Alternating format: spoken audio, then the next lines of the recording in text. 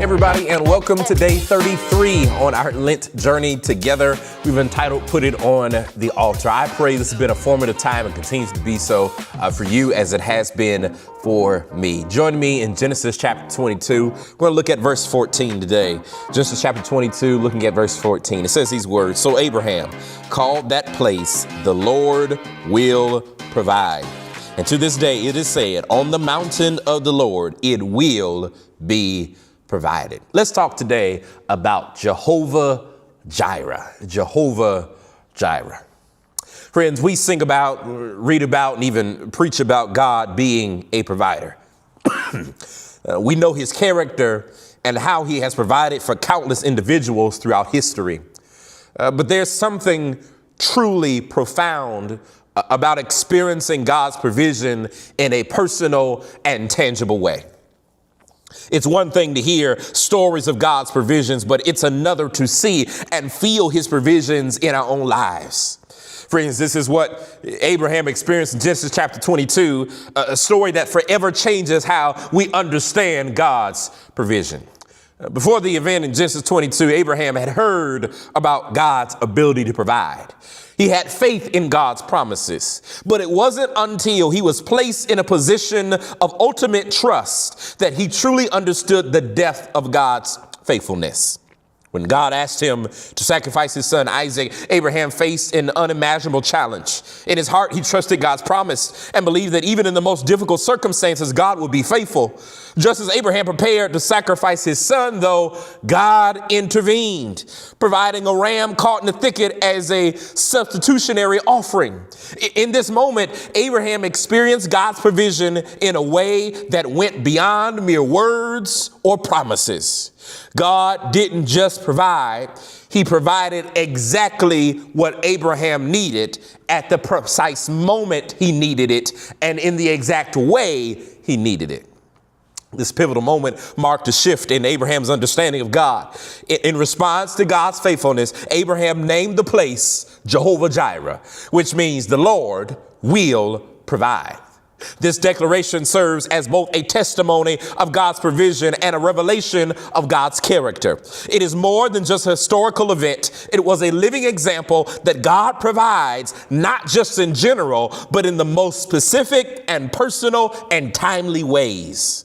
Abraham's faith in God's ability to provide had grown from hearing about it to experiencing it firsthand. As we reflect on our own lives, we too can testify to the reality of Jehovah Jireh. Each of us has faced times when the future seemed uncertain, when the bills piled up, and when the storms of life hit with overwhelming force. Yet in the midst of those challenges, we have experienced Jehovah Jireh. God will provide.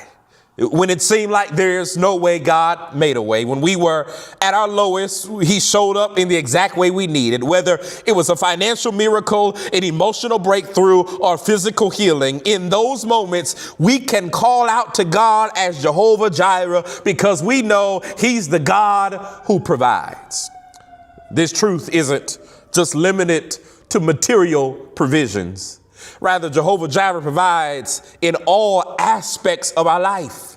Yeah, he'll give you peace when anxious, wisdom when we're confused, comfort when we're grieving, strength when we're weak, and yes, even hope when we're in despair.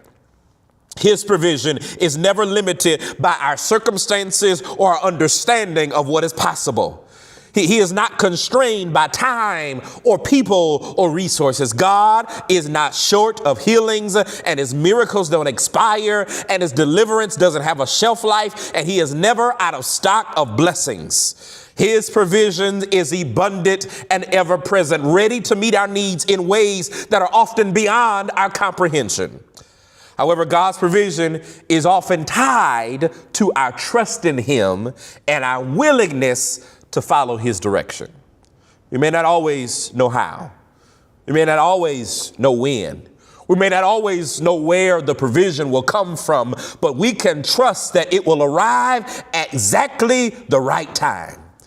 In these moments of uncertainty, we must lean into faith and remember that we serve Jehovah Jireh, the God who will provide. It might not always come in the way we expect it, but it may not be immediate, but you ought to rest assured that his provision is always on the way.